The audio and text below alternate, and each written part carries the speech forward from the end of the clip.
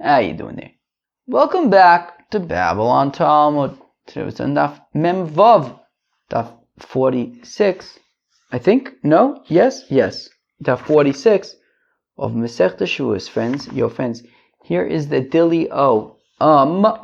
Here's the Dilio. It's Erev Shabbos. Shabbos starts in less than an hour. Yeah, I can only do half the daf right now. So I'm gonna have to do it. The crazy thing is Shabbos starts so late, and still I feel like the last 2 weeks I haven't managed to get all of the learning in. Somehow the time just flies by. Uncle Ponim. So yeah.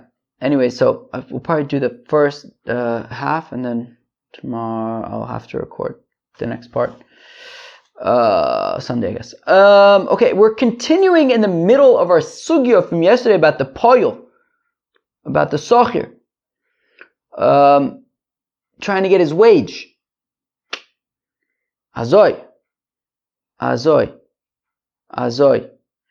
Lemaisa, I haven't actually reviewed the second half of the daf yet, so but the second half, I think. So basically, we wrap up the sochir, and then we start moving on to the next ukimtuz in the Gemara. For example, nigzol, I think even maybe nechbol, things like that. Okay, Chevy, who's ready? Mamash, I just finished recording the previous daf, Mamash, like a half an hour ago or something like that, and my brain was like, my gas was at the end of the tank. And now, basically, in between the time I stopped the previous recording until now, I was just doing chazara on what I'm about to return now. So my brain is Baruch Hashem Givaldig. Here we go. Push through the mush. But right now, let's see. Hopefully it's fine. But it's a tough sugya. But hopefully it's fine. It's a sugya of who swears. Alright, I'm all over the place. Let's go weiter. Alright, Memvav Amir Aleph, second line. Amir Reb Yirmiyah Bar Abba. The good thing is I think Memvav Amir Beis, if I remember correctly, is not particularly difficult, which is great. But who knows? All these dafs end up being huge. This is like Mamash Bava Metzia. I'm starting to get used to it though. It took me by surprise about a week or two ago, when I'm like, wait, why are all of a sudden these dafs like humongous and like really long and complicated? But I'm starting to maybe find my rhythm. Of course, Bava Metzia. I have a special place in my heart for Bava Metzia. Not a special place. My whole heart is for Bava Metzia. So it's starting. Once the sort of shock element of like where did Bava Metzia come from worn off, I think I'm starting to ease into it. But the thing is, we only have 3 more dafs anyway, so then we're going to avoid the Zara. Amr Yirmiyah Bar Abba says, Rabbi Bar Abba Sholchu le mi beirav l'shmil. So Rabbi Yirmiyah Bar Abba, of course, as we remember from Masechta Brachos, which we learned together about 5.5 years ago. Rabbi Yirmiyah Bar Abba was a Talmud Muvak of Rav, and he says that they sent from the Beis Medrash of Rav to Shmuel. Ilamdeinu Rabbeinu, teach us, our master. Maybe it was after Rav passed away, who knows? He says, they sent to Shmuel, teach us, our master. Umin Omer Shtayim Kotzatztu li v'halo Omer loy kotzatzti l'cho ela achas mi nishbo. Ho. Shimon says, my wage is 2. Ruvain, right, Shimon's the worker, Ruvain's the employer. Ruvain says, nuh-uh, your wage is 1. So be'etzem, we have a scenario where Shimon is claiming 2, Reuven is claiming 1. So who swears in that case? So we had learned at the end of yesterday's daf, which is why I had a Havamina which was very short-lived, but a Havamina to just mamish do until the 2 dots, 5 lines from the bottom of Mem Vav Mud Aleph yesterday, on yesterday's daf, which I realized would not be shaykh. My brain was already fried by the end of yesterday's daf. I think yesterday's daf, I haven't edited it yet, but I think it's over an hour already. It wasn't shaykh to go weiter at all. But the point is, right now though, it's a continuation of the previous daf, right? As I've said in the past, right? That's why sometimes I just go weiter onto the next daf to finish a sugya, because otherwise you spend so much time, just reminding ourselves what was yesterday. But this is fine. It's a continue. Let's go weiter. Wow, let's go weiter. So we learned at the end of yesterday's daf that Rabbi Bar Shmuel, I believe that's his name. Yeah, Rabbi Bar Shmuel quoted a Mishnah which said that, let's actually read it real quick. Socher bizmano nishba v'notel ketzer bizman she'omer lo schartani v'lo nasato li schari v'alo omer scharticha v'nasati licha scharcha. So let's actually read that slowly. So okay, where am I, by the way? I'm on Memhei Omud Beis, 4 lines from the bottom of Memhei Omud Beis. So we learn in a Mishnah, right? Tanina, Sochir Bizmano Nishba V'notam. It's good to read this now because it'll get us back into this and remind us what we had said about this concept yesterday, and also it's going to come up later on today's daf as well. So I think this is a good idea. And again, that's why I have me to just keep on going weiter yesterday, because right now we're going back in order to remember it. But anyways, I think that given the complexity of everything, it made sense to give ourselves a break, get some sleep, and start over. But yeah, we're back on Memhei Amud Beis, 4 lines from the bottom. So Sochir Bizmano Nishba V'notel. So Shimon, the worker, if he's claiming his wage Bizmano within the window that he has to get paid, so if he's a day worker over the course of the night, I think that's correct. Nishba V'notel. So if it's within his window of payment, so he swears, and then he can collect payment. Keitzad, how, when, in what scenario? Bizman she'omar lo schartani v'lo nasata li schari, v'hala omer scharticha v'nasati licha scharcha. In a scenario where Shimon says, I haven't been paid, Reuven says, I have paid you already, and it's within the window of payment, so Shimon can swear that he has yet to receive his payment, that he hasn't been paid, and then he can get paid.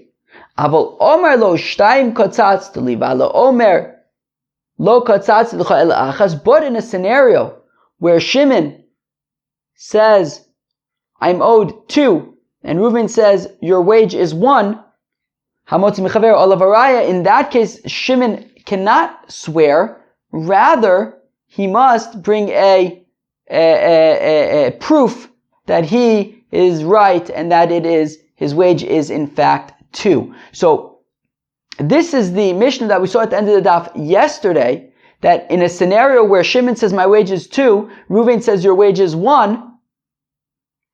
So so we said in the Mishnah at the end of the daf yesterday that the burden of proof is on Shimon. He can't simply swear and get paid 2. The burden of proof is on Shimon. I think my brain is a little bit mishkabobbled, as you can already tell, so hopefully I won't be messing up like Shimon and Shmuel and stuff. I mean, I will, but hopefully I'll catch it and correct it. So if you hear me mixing up Shimon, Shmuel, and different names, I'm definitely going to try not to, but keep in mind, it is a possibility. So if you hear me say like a name and you're like, wait, I think that's a mistake, it might be a mistake. But again, hopefully I'll catch them. I think over time I've gotten better at catching things, or at least trying to repeat things if I think maybe I made a mistake. I'll upon him. Okay, so now with that reminder, 9 minutes into today's daf, let's start again. Second line of Memvav Amud Aleph. Omer Reb Yirmiyah bar Abba, says Reb Yirmiyah bar Abba, Sholchu lei mibei. Oh gosh, I don't even have a watch here, but I think I started about 6:15. So as long as the first Amud doesn't take 45 minutes, I think I should be okay. I don't think it should, but it could take 30 minutes. Anyways, Rabbi Yirmiyah bar Abba sholchulei mibeit Rav l'Shmuel. They sent from the Beis Hamikdash. So says Rabbi Yirmiyah bar Abba that they sent from the Beis Hamikdash of Rav to Shmuel. Yilamdeinu Rabbeinu, teach us what happens in the scenario that we just described, where Shimon says my wage is 2, Reuven says your wage is 1. Yilamdeinu Rabbeinu, teach us. Umin omer shtayim kotzatzta li. Shimon says, my wage is 2. V'ala omer, lo kotzatzti l'cha, ela achas. And Reuven says, Na'ah, your wage is 1. Mi nishba, who swears? Does Shimon swear? Does Reuven swear? Now, of course, we saw in the Mishnah that we just read, we just saw in the Mishnah that we just read that nobody swears. The burden of proof is on Shimon. But they ask Shmuel who swears. So where are we? Okay. Minishba. Omar Loen, Shmuel responded to the inquiry. Bozoi Yishava Balabayis V'Yafsid Uman. That answers Shmuel. Ruvain swears that the wage is 1, and Shimon cannot collect 2. Ktitza v'ade midkar d'chirei inche, because Ruvain would remember how much Shimon's wage is, how much they agreed upon as Shimon's wage, and therefore Ruvain swears that Shimon's wage is 1, and that's that.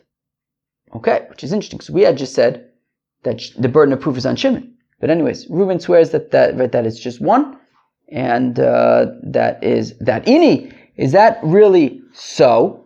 Is this really so, Shmuel?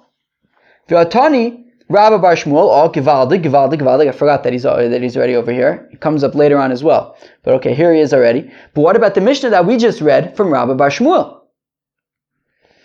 Kotzatz hamutz mechaver olav araya. Ve'ilo ma'isi raya poko.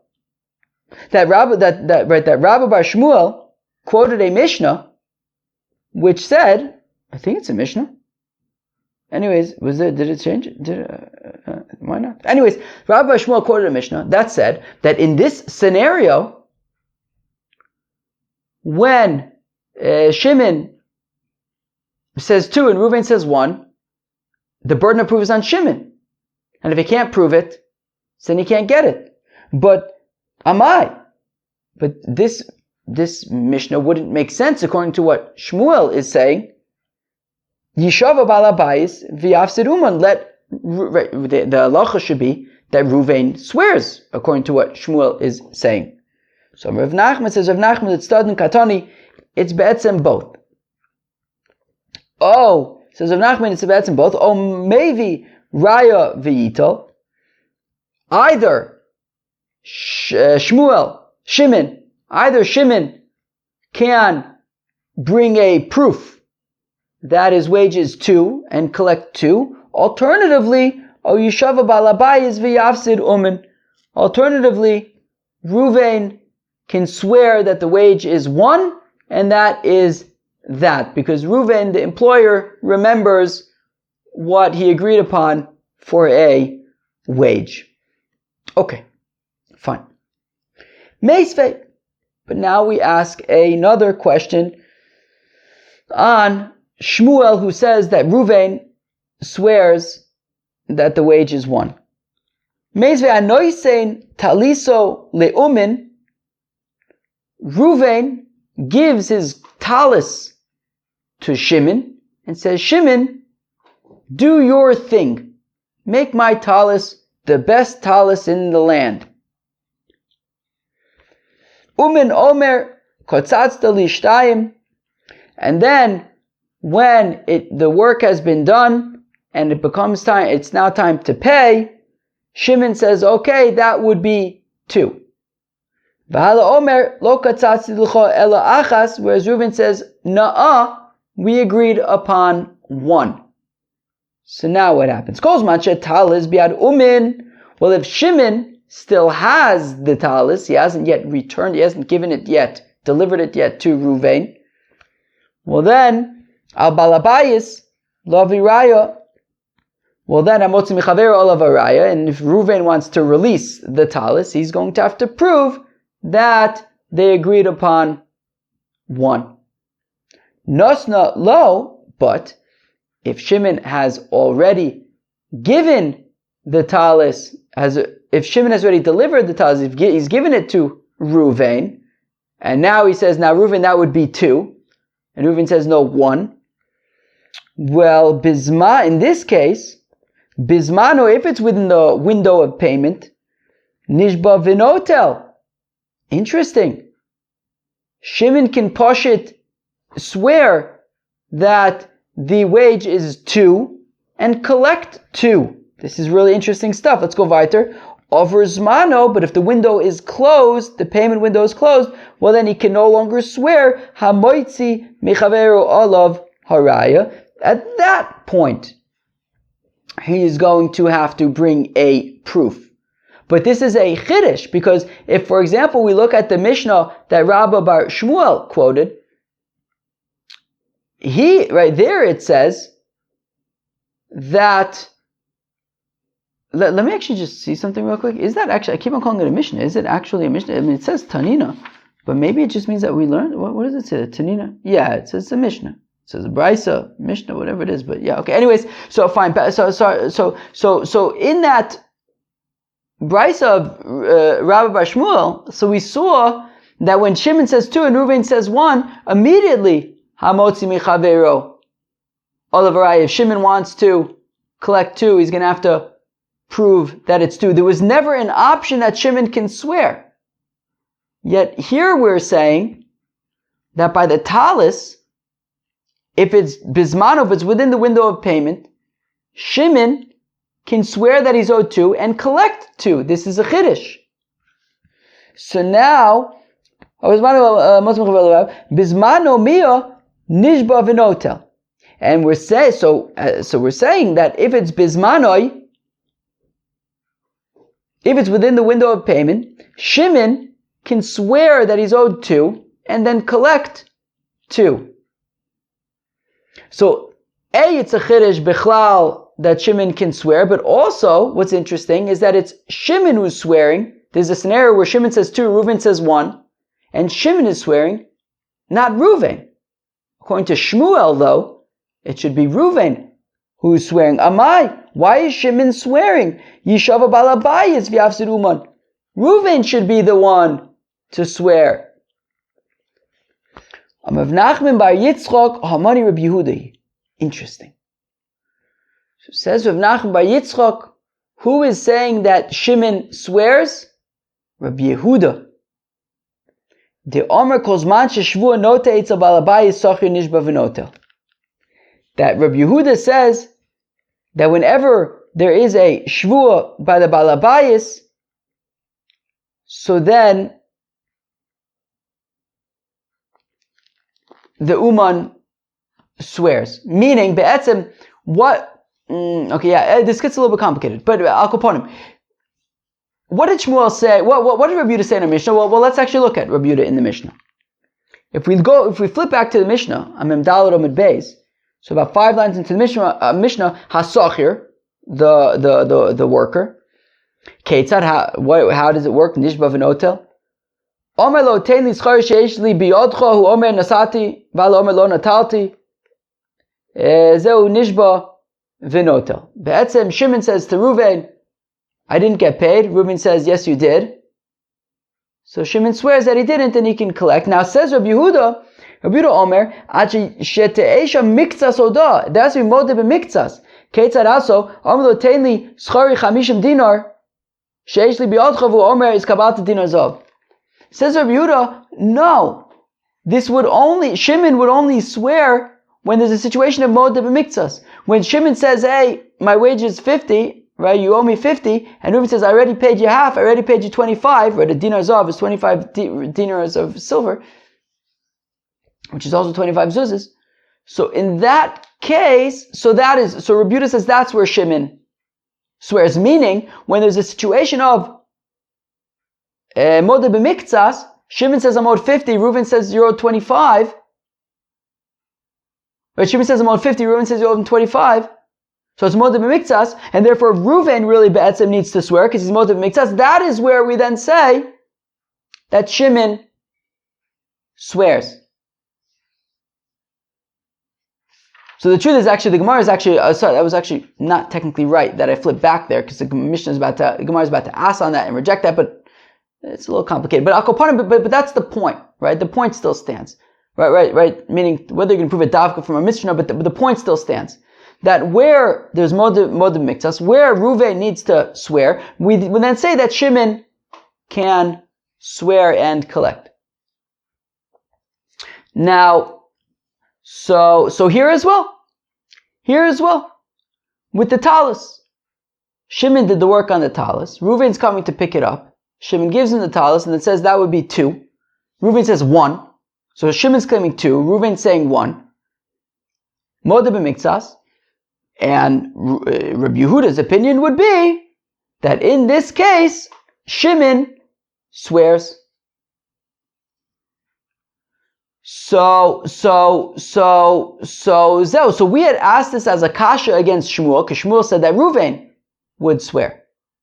And this brisa is saying, Shimon swears. This brisa is Rabbi Yehuda, who says that when Reuven is moed miktsas and he midoraisa Reuven needs to swear, we say Shimon can swear. So this brisa is only Rabbi Yehuda. But the Chacham would disagree and say that Reuven swears, and therefore that's why Shmuel says Reuven swears like the Chacham. So again, Amr Nachman B'Yitzchak says of Nachman B'Yitzchak Kamani Rabbi Yehuda. This brisa with the talis is Rabbi Yehuda. The Amr calls man sheshvua nota eitza balabais. Whenever there's a shvua midoraisa for Reuven, because he's moed b'miktsas, Sochir Nishba Venotel, the Sochir, Shimon, can instead swear and then collect. Wow, it's already 21 minutes, and I'm not yet done with the first Amud. Not so crazy, but okay, Shabbos is coming. Yeah, I mean, I guess it kind of, in some ways, makes sense that I'm running out of time. These are like Bava Metzia dafs, it's not right. Usually they're like smaller dafs, I can get more in. But now I'm like running out of time. Akoponim. Hey Rabbi Yehuda, which opinion of Rabbi Yehuda is this? Right, we're saying this is the opinion of Rabbi Yehuda, and that's why Shimon is the one swearing. Where's the basis for Rabbi Yehuda's opinion? Ilem Rabbi Yehuda de Masnis, and if you say it's Rabbi Yehuda in our Mishnah, Achmurei Kamachmir. Very interesting. Now, I quoted the Mishnah, a few minutes ago, and then I said, well, the Gemara is actually going to reject it. If you look at the Mishnah, you'll find something interesting. If you analyze the Mishnah, you'll find something interesting, which is that Rabbi Yehuda in the Mishnah is being more stringent than the Chacham. Now, we're considering it to be a leniency that Shimon can swear, right? Shimon's saying, I'm owed 2. Reuven's saying, you're only owed 1. What do? Shimon obviously wants to get 2. So we say, you know what? Shimon swear, and then you can collect 2. Because if we say that Reuven swears that it's only 1, Shimon's not going to get 2. So it's a leniency to say that Shimon can swear that he's owed 2 and then collect 2.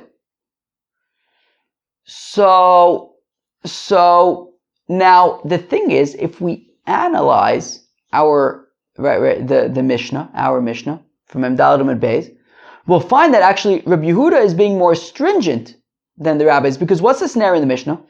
The snare in the Mishnah is that if Shimon says, I didn't get paid, Reuven says, you did get paid, i.e., let's say if we use the numbers that Rabbi Yehuda uses, 50 and 25, Shimon's saying, I'm owed 50. Reuven saying you're owed 0. In that scenario, the Chachamim say Shmuel swears and can collect. And Rabbi Yehuda is saying, no, in that case, you can't. In that case, Shimon doesn't swear. In that case, Shimon can't swear and collect. Only if if Shimon claimed 50 and Reuven says, no, you're only owed 25, only then do we say that Shimon can collect. So Rabbi Yehuda is being more stringent than the Chacham. And therefore, if Reuven is more stringent than the Chachamim, well then, it can't be that based on that Mishnah, we're going to conclude that Rabbi Yehuda is the author of this brisa by the talis, where we're saying that Shimon can swear that he's owed 2, and then Reuven will have to pay him 2. How are we going to conclude that it's Rabbi Yehuda? Because if it's based on Rabbi Yehuda's opinion in the Mishnah, he's being more stringent than the rabbis. The rabbis are being more inclusive, and therefore certainly they should also say, right? Therefore, in a scenario where Rabbi Yehuda is being more lenient to say that Shimon can swear and collect 2, certainly the rabbis would say that Shimon can swear and collect 2. Okay, so therefore, right. So where are we? So hey, Rabbi Yehuda, which opinion of Rabbi Yehuda are we basing that our conclusion that the Brisa by the Talis is Rabbi Yehuda's opinion? Ilem Rabbi Yehuda Demasnis, and if you're saying Rabbi Yehuda in our Mishnah, Achmuri Kamachmir, he's being more stringent than the Chachamim. That when he says that Shimon can swear and collect, the Tan Rabbi Yehuda Omer Ad Shetesha Mikta Soda. Rabbi Yehuda says that while the Chachamim say that you can swear even by 50, Shimon says 50 and Reuven says 0, Rabbi Yehuda says Shimon cannot swear Ad until he claims 50 and the Chachamim say 25. Until Shimon claims 50 and Reuven says 25. Only then can Shimon swear. So he's being more stringent than the rabbis. The rabbis are being more lenient. So therefore, if Rabbi Yehuda is saying that Shimon can swear that he's owed 2 when it comes to the talis, so then certainly the rabbis should say that he could swear as well. Right, so Rabbi Yehuda, so where am I? So Ajde Shamuk Tzasoda. So Rabbi Yehuda the Bryce. Okay. So let's say it's Rabbi Yehuda of the following Bryce. The Tanya that we learned in the Bryce. Sochir Shimon, right, a worker. Calls man Shalei over Olav Zmano, as long as the pay window is open. Hareze Nishba V'Notel, he can swear and collect from Ruvain Ve'im Lav. If the window is closed, Eino Nishba V'Notel, he can no longer swear and collect. Okay, Rabbi Yehuda says, Rabbi Yehuda, a Mosai when Bizman she'omar lo ten lischari 50 dinar sheyesh li biyad chavu omris kabalta me'en dinar zov, o she'omar lo shtayim kotzatz v'ala omer lo kotzatz l'cha ela achas.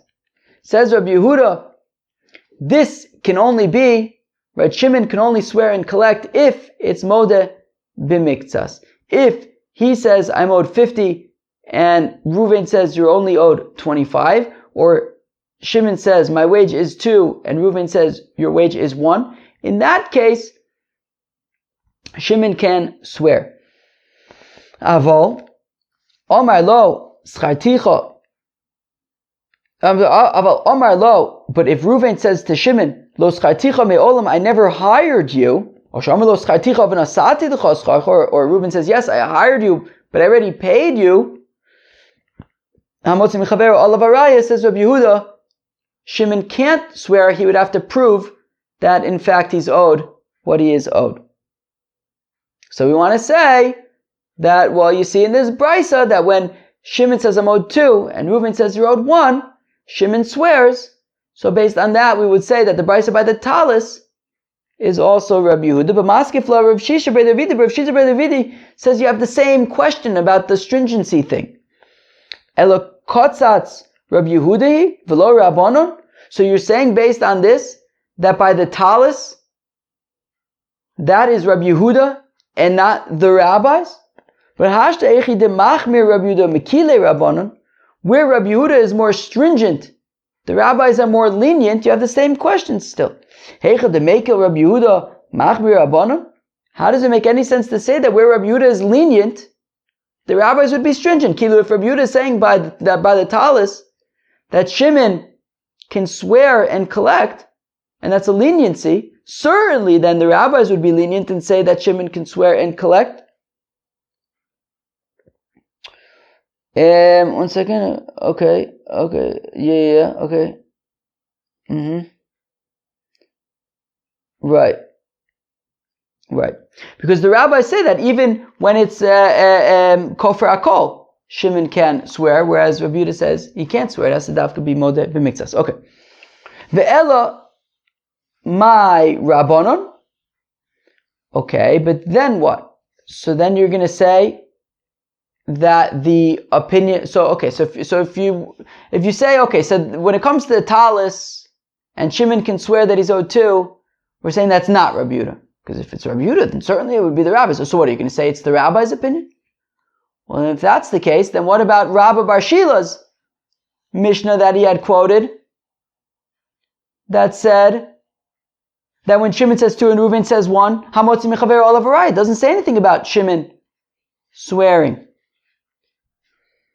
Right? So, where am I? Where am I? So, Elamai, Rabbanon, what are you going to say? That by the talis, it's the rabbis? That Shimon says 2, Reuven says 1. The rabbis say Shimon swears? But what about Rabbi Bar Shmuel's Mishnah from yesterday that we learned at the beginning of today's daf, and that was also quoted earlier on today's daf? Kotzatz. Then when it comes to Kotzatz, Shimon says 2, Reuven says 1. Hamotzi michaver olav araya. Shimon has to prove it. He can't swear. He has to prove it. Money lo rebuta lo rabbanan. Then whose opinion is that? It's not rebuta, nor is it the rabbis, because they're saying that according to both of them, Shimon can swear. Both according to rebuta and the rabbis. So rather, here is the answer. Here is the answer. Very interesting. Up until now we were assuming, let's say based on our Mishnah, for example, Shimon says I'm owed 50, Reuven says you're owed 0. According to the Chachamim, Shimon swears that he's owed 50 and he can collect 50. Rabbi Yehuda says Shimon can only swear if it's Modeb Miktsas. Only where Shimon says I'm owed 50 and Reuven says you're owed 25, only there does Rabbi Yehuda say that Shimon can swear. Now we've been assuming up until now that certainly the rabbis would also say that Shimon can swear. I mean, the rabbis say that when Shimon says 50 and Reuven says 0, the rabbis say Shimon can swear. Rabbi Yehuda says he can't swear. Only when Shimon says 50 and Reuven says 25, and it's Modeb Miktsas, only there can Shimon swear. And we're assuming that the rabbis would also agree that over there, we've been assuming that Rabbi Yehuda is more stringent than the rabbis. So the rabbis say in both cases Shimon can swear. Rabbi Yehuda says only where it's Modeb Miktsas can Shimon swear. But actually that's not the case, That's actually not the case. The rabbi's opinion is that only in the case of Kofer HaKol, when Shimon says I'm owed 50, Reuven says I already paid you, the rabbis say Shimon swears, and then he gets paid. Rabbi Yehuda says, no, he can't. It would have to be Modeb Miktsas. And in the case of Modeb Miktsas, Shimon says I'm owed 50, Reuven says you're owed 25. Rabbi Yehuda says Shimon swears. Actually, the rabbis say there, no, so actually that isn't actually true. In the case of 2 and 1, in the case where Shimon says I'm owed 2 and Reuven says you're owed 1, the wage that we agreed on was 2 and Reuven says no, it's 1. So there actually, the rabbis would say that Reuven swears. Okay, so let's look at it inside. Rava says Rava, Bakam Iflige. This is the argument. Rabbi Yehuda savar b'doraisa avdu le'takanta l'sachar v'd'rabanan have takanta v'takanta l'avdin rabbanan. So Rabbi Yehuda's opinion is that, look, when it's a shvua midoraisa, so Shimon says I'm owed 50, Reuven says you're only owed 25. Shimon says my wage is 20, Reuven says your wage is 1. Shimon says my wage is 2, Reuven says my wage is 1. Wow. Shimon says my wage is 2, Reuven says your wage is 1. So in both of those cases, it's Modeb Miktsas. And because it's a Shvua de Oraisa, right? Shimon's claiming 2, Reuven saying I only owe you 1.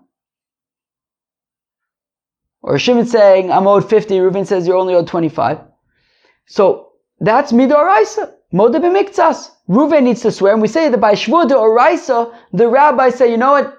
Shimon can swear and collect. However, when Reuven says I'm owed 50, when Shimon says I'm owed 50, and Reuven says I already paid you, you're not owed anything, well that's Kofer HaKol. And to begin with, the whole Shvua there is anyways a Shvua's Hesis. Right, that Reuven would swear, right, Midoraisa, Shimon says I'm owed 50, Reuven says you're owed nothing. I owe you nothing. So it's Kofer HaKol, he's Potter. Midorabanan, they say Reuven should swear to Shimon. Rabbi Yehuda says that's already to begin with the Shevuos Hesis, which is Midirabanan, to then say, and then Shimon is going to swear instead of Reuven, is a Dirabanan, not a Dirabanan. That we're not going to do. And therefore, Rabbi Yehuda says, in that case, Shimon doesn't swear. Reuven swears.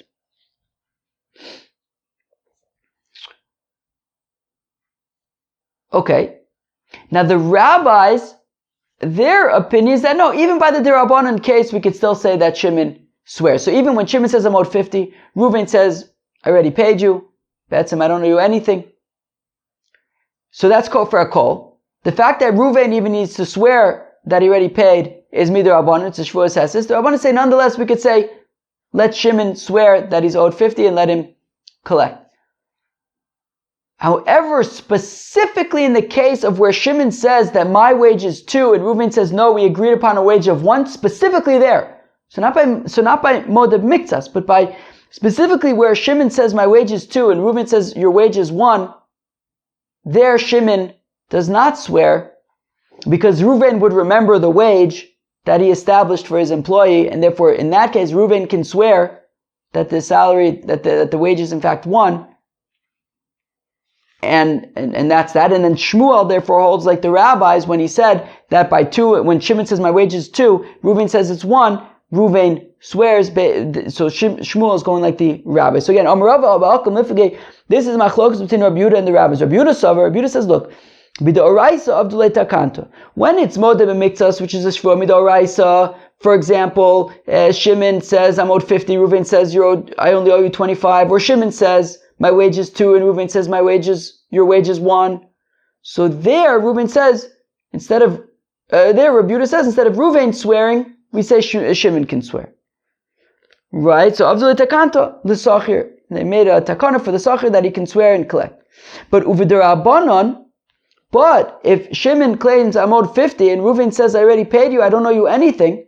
So Bichlal, Reuven swearing is a Shevuos Hesses midirabanan. V'takanta lo avdinon. But we're not then going to Bichlal on the Shevuos Hesses, which is midirabanan, add another dirabanan and say instead of Reuven swearing, Shimon swears. That we're not going to do.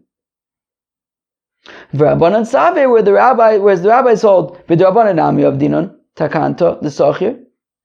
That also by the Rabbanans, when Shimon says, I'm owed 50, Reuven says, you're owed nothing. So B'chlal, the Shevuos Hesses, still the rabbis say, we could say that Shimon swears instead of Reuven. But specifically when Shimon says, my wage is 2, and Reuven says, your wage is 1, we say Shimon doesn't swear, Reuven swears, because Reuven would remember the wage that he had set for his employee, for his worker, for Shimon.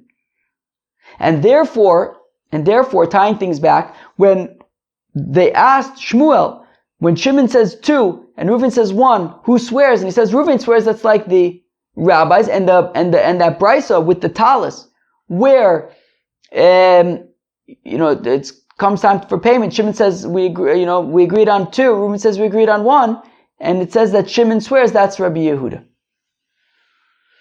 Okay, Cheva, wow, this was mamish like, I think 35 minutes already, just to do this part. It's Paris Shabbos is right around the corner, so I'll be back on Sunday.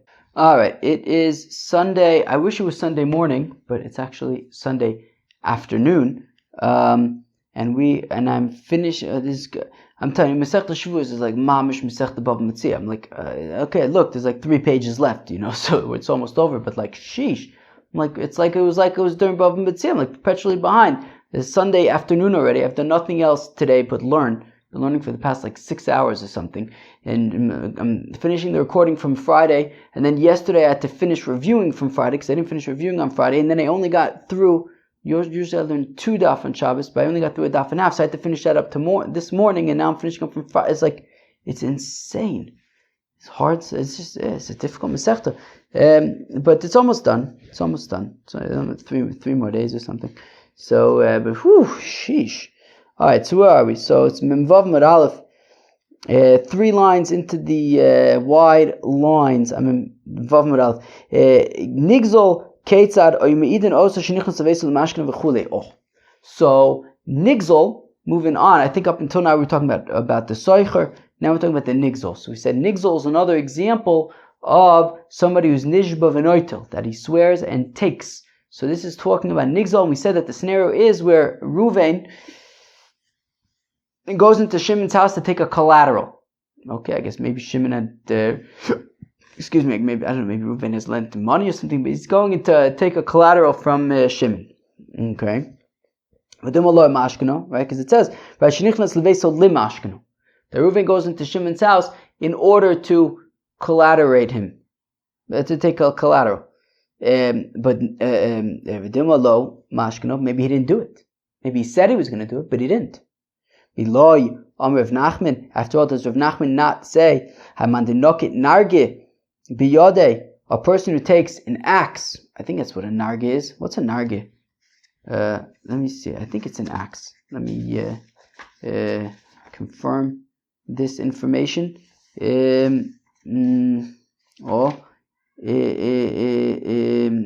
yeah, an axe. I was kind of hoping he was going to say ads, that it could say, what the heck's an ads?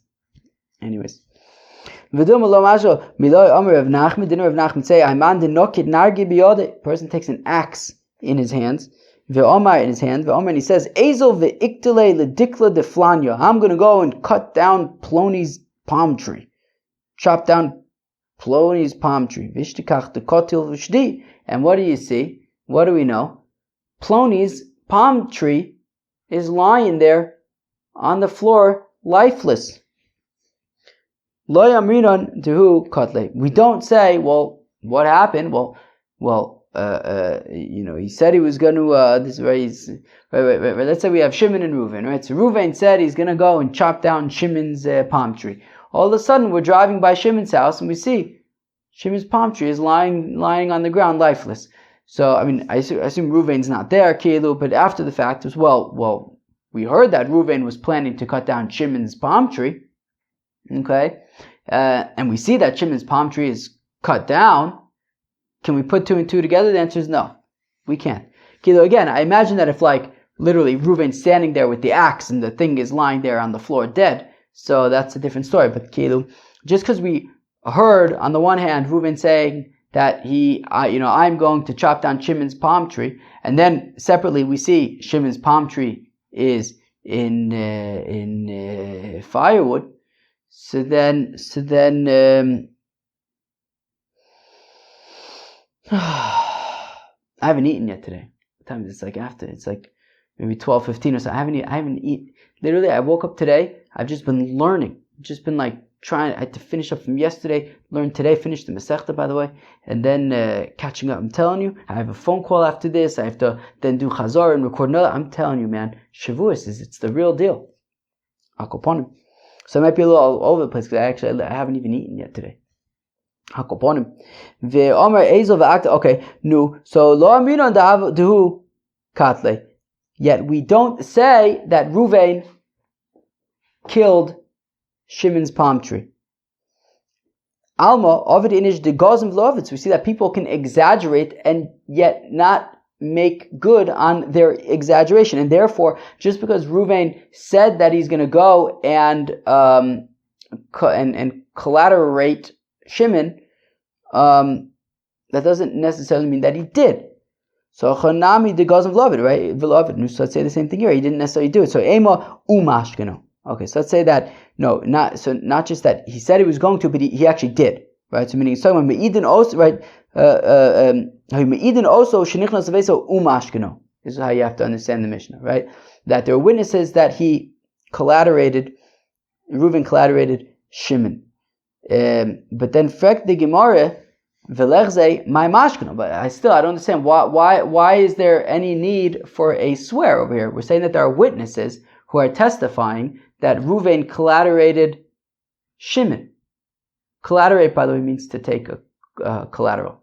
Dennis, don't bother. It's probably you're not going to find it, but it's a Babel-ru.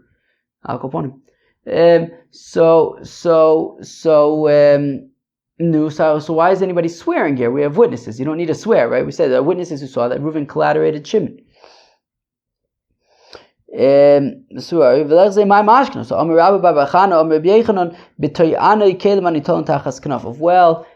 Shimon is saying that Reuven took by force things that. Oh, one second, this can be noisy. Reuven took things that you don't necessarily see. So I guess what happened is I guess the witnesses saw Reuven go into Shimon's house to collaterate him, and they see him go in and go out. I guess, and Shimon's saying he collaborated me against my will, and they don't necessarily see that Reuben took stuff because they're too small. I guess is that the scenario? I guess. Okay. Yeah. Okay. What does Rashi say? Betonu kelim anitolim tachas kanov balabayis toin shenotel kelim ktanim shadam yochel astir tachas kanfei begodav v'leikiru b'hem edim. Yeah, and then the witnesses couldn't see them. Okay. Fine. So he goes into the house. Shimon all of a sudden is saying, "Hey, collaboration, a collaborator." Omer of Yehuda. Now says Rav Yehuda, Ra'u she'itmin kelov tachas knofov v'yotza. Okay. If the witnesses saw that Ruvain, if the witnesses saw that Ruvain hid vessels under his cloak, okay. Again, Amar Rav Yehuda says Ra'u she'itmin kelim tachas knofov. So witnesses see that Reuven is hiding vessels under his cloak. V'yotza, and he leaves Shimon's house. V'omer lekuchen in biyadi. Okay, so here's a scenario where Reuven is claiming that he purchased these items that he's concealing under his cloak, but Shimon is saying, no, I lent them to Reuven, but they still belong to me, they're mine. Okay, so Eino Namon. So Reuven is not believed to say that he in fact purchased them. V'lo amar elo bal habayis she'eino osui limkor kelev aval bal habayis osui limkor es kelev Namon. However, if Shimon normally sells stuff, and Reuven is claiming that he bought stuff from Shimon, and Shimon normally sells stuff, well, that's a different story. Then we do trust Reuven that he bought it, because lots of people buy stuff from Shimon. Again, when we say that we don't trust Reuven, that's only in a scenario when Shimon doesn't normally sell stuff. So therefore, all of a sudden, Reuven's claiming that he bought stuff, but Shimon doesn't normally sell stuff. So we don't believe Reuven. However, Aval Balabaya, so also Limkor is Caleb, but if Shimon normally sells stuff and Reuven is saying, I bought stuff, he's believed. V'she'ein osoi Limkor es Caleb Nami, and also in the situation where he doesn't normally sell stuff, however, Lo Amaron Elo Dvarim she'ein Darkon Lahatmin, Aval Dvarim she'darkon Lahatmin Nemon.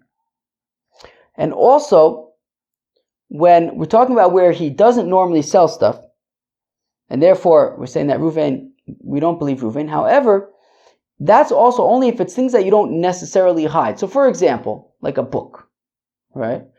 Well, what's the reason why, right? There's no reason why you would necessarily write. A book is the kind of thing that like is normal to just hold in your hand, right? For example, when I go to a wedding and I bring my Gemara, I don't try to like hide it in my cloak. In fact, I open it and very rudely just learn from it.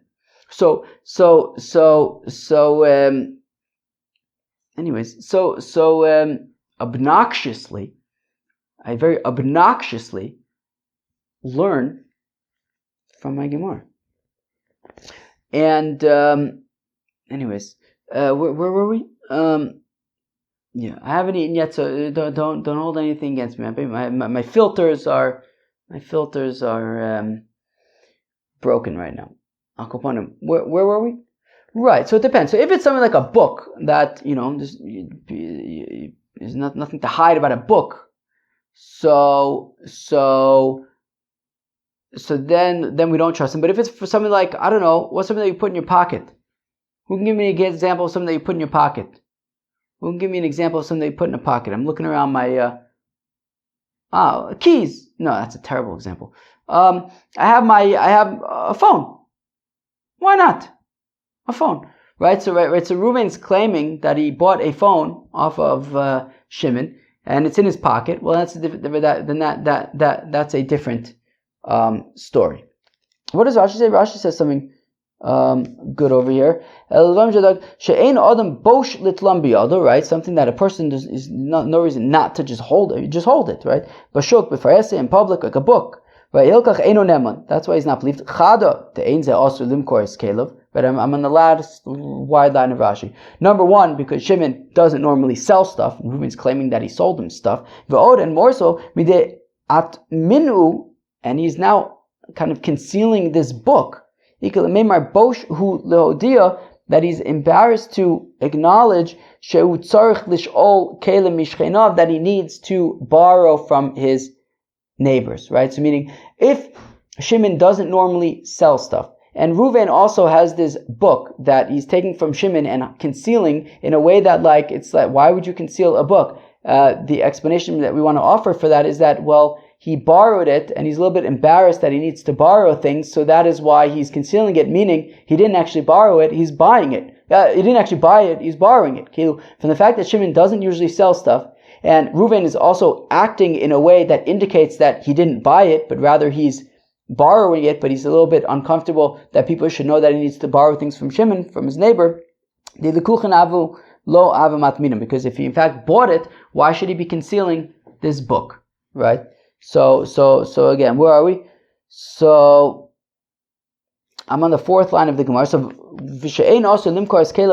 also when we say that Reuven is chayiv when Shimon doesn't normally sell stuff, and Reuven's claiming that it's sold, but Shimon doesn't normally sell stuff. That's also if he's trying to conceal something that you don't normally conceal, like a book, for example. So, between the fact that Shimon doesn't usually sell stuff, and Reuven's claiming that he bought it, and he's also hiding, concealing it under his cloak, which indicates that he actually probably didn't buy it, but that he's borrowing it, we can assume that he didn't actually buy it. But if we're talking about, let's say, like a phone or something, where you take it and you put it in your pocket, well then, Naaman, Reuven can be believed. What does Rashi say? Right? And even though Shimon doesn't normally sell his stuff, but sometimes people want some extra cash, so they sell things. So if it's something that normally you put in your pocket and you put in his pocket, nothing wrong with that.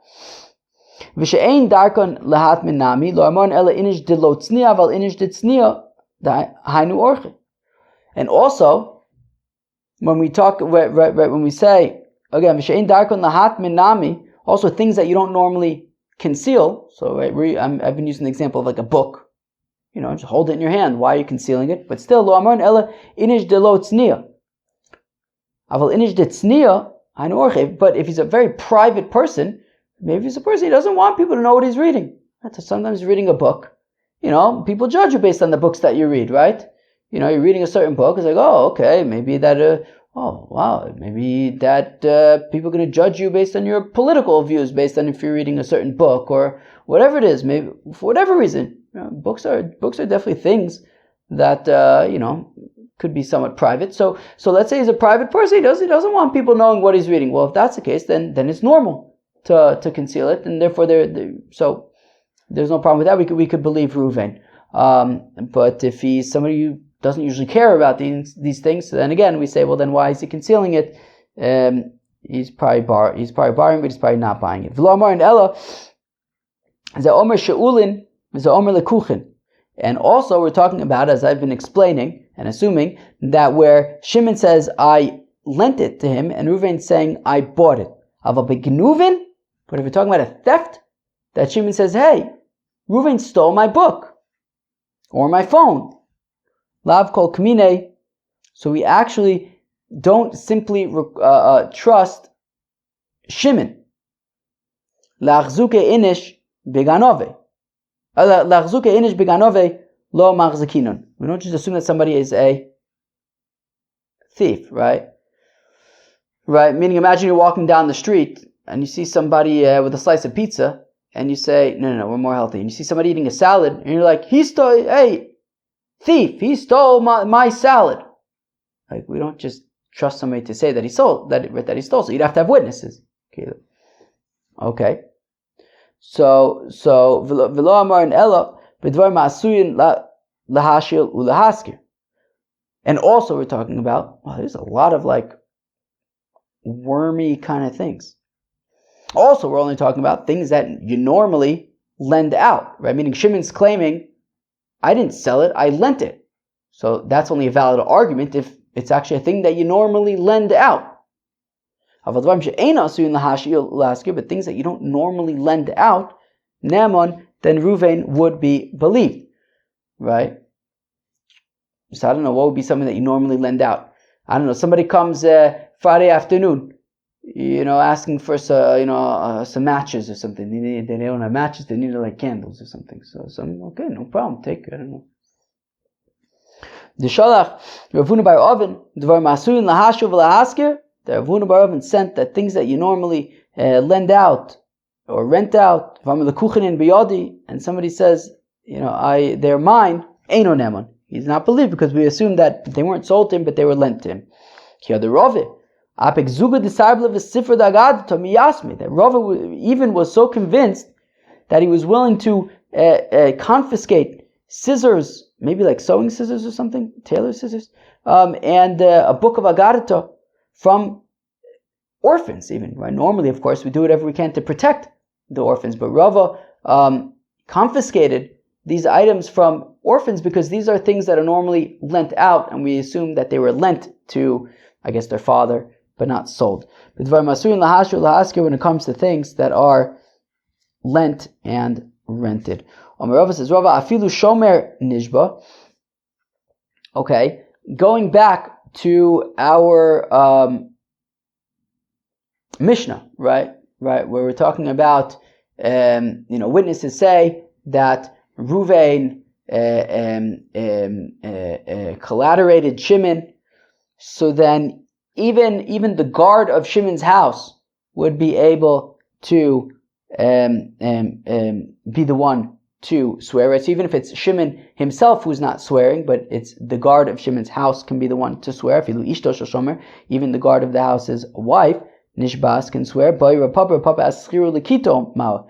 about an employee of Shimon? Or I think maybe a sharecropper, or a harvester. What's Schirul Lekito?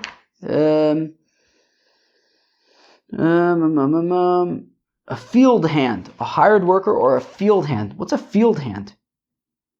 I don't know. Teku.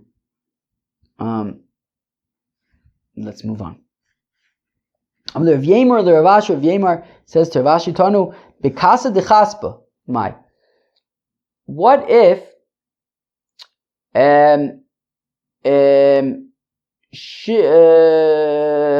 don't know, I forget. What's Tanu B'chaspa? What was it? I forget what this is talking about. The victim of the thief. Okay. Okay. Okay. Okay. So if Shimon claims that Ruvain stole an expensive goblet from him, so I guess can he swear? Yeah. Okay, yeah, that makes sense. So Amar Rava says, Rava, afilu, no, where am I?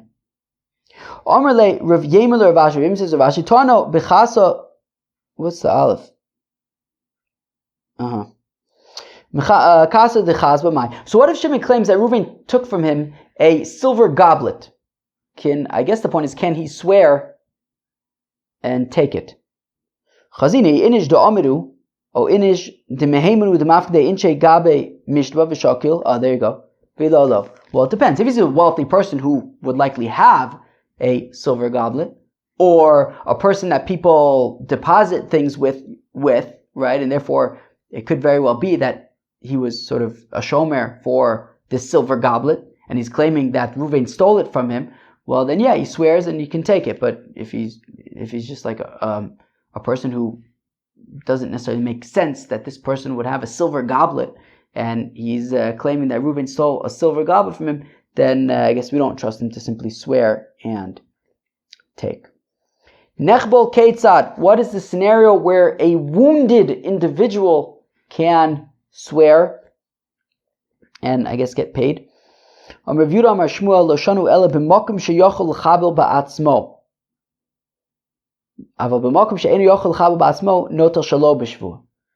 when we talk about Where am I? Okay. So when we talk about, Shimon swearing that Reuven wounded him, Shimon only needs to swear if it's in a part of his body that he would be incapable of wounding himself there.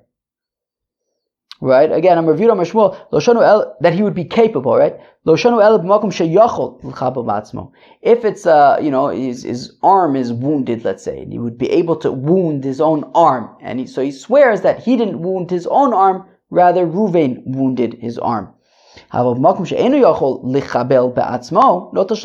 it's a part of his body that he would be unable to reach on his own, then he doesn't need to swear. Of course, Reuven did it. Maybe he rubbed himself against the wall to wound a part of his body that he can't reach otherwise. So Tani Reb Chia also lo neshicha begabo v'nasili yadav. Well, for example, what if there was a bite mark between his between his shoulders? How the heck is he going to bite himself on his back between his shoulders? Right? So clearly he didn't do it to himself. So in that case, he would not have to swear because obviously Reuven did it. Maybe it was Levi. Deleka Acher. There was no Levi. Nobody else was there. Only Reuven and Shimon were there. All of a sudden Shimon has a bite mark on his back.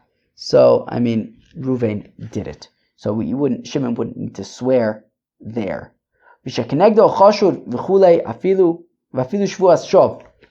Oh.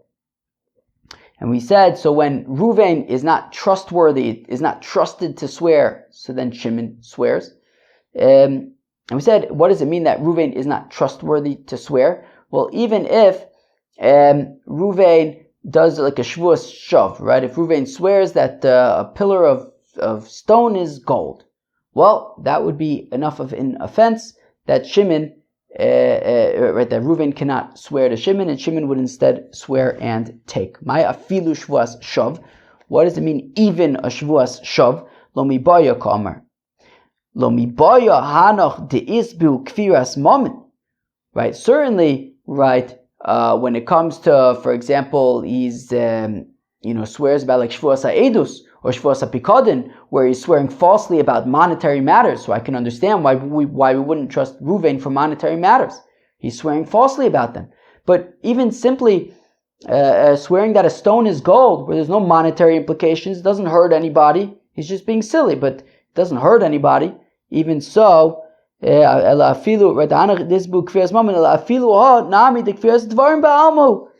just being a shmendrik. He's saying a stone is gold. Doesn't hurt anybody. He's not allowed to do it, right? It's Shevuos shav, but it doesn't hurt anybody. Still, we don't trust him to swear. Lo mehenim, and he's not believed. So why don't we also say somebody who says, I'm going to eat salad, and he doesn't end up eating salad, right? Or if he says, I'm not going to eat salad, and he eats salad. So, ki katani shvuah, dechi mishdiba b'shikr kol mishdiba. Well, the Shevuos that we're talking about that would disqualify Reuven are Shevuos that at the time that he Shevuos them, he is lying. Haval Shevuos bitoy, but when he says, I'm not going to eat salad, so that you could say that when he said that he was not going to eat salad, he wasn't going to eat salad. So lo katani, we're not talking about that, because that could have been truthful. Well, that makes sense for I will eat salad, I won't eat salad. But if he lies when he says I didn't eat salad or I did eat salad, and the opposite is really true, what are you going to say about that? That should disqualify him. Shevuos shav and those that are similar, i.e., yes, it would also include achalti v'lo achalti. If he lied there, he would be unable to swear. Okay. We are going to stop here. I'm going to eat an apple. I will catch you tomorrow for Mem Zayin. That's probably going to be another long daf. My guess is Mem Ches is also going to be a long daf. Mem Tes may or may not be, but that is it. Then we're moving on to Masechta Avodah Zarah. Peace.